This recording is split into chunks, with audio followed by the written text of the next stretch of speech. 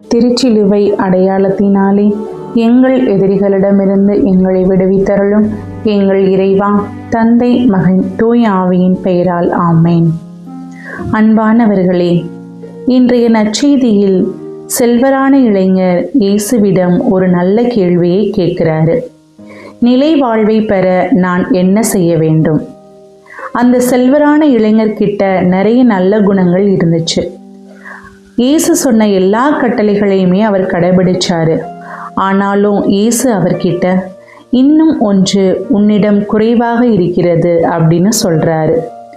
இதை நம்ம வாழ்க்கையோடு கொஞ்சம் இணைச்சு பார்க்கலாம்.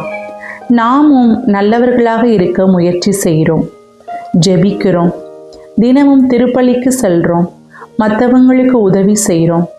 ஆனால் சில நேரத்தில் இறைவனை விட வேறு ஏதோ ஒன்றுக்கு நம்முடைய மனதில் அதிக முக்கியத்துவம் கொடுக்கிறோம்.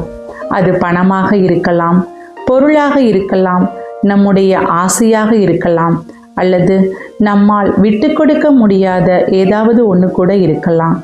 இயேசு இன்று நமக்கு கிட்ட கேட்குற ஒரே கேள்வி, உன்னிடம் எவ்வளவு இருக்கிறது என்பதல்ல, உன் இதயத்தில் எனக்கு எவ்வளவு இடம் இருக்கிறது என்பதுதான்.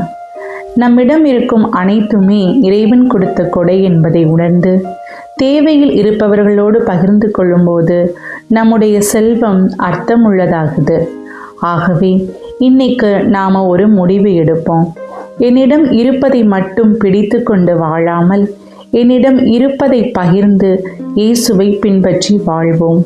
அதுதான் உண்மையிலேயே நிலையான செல்வம்.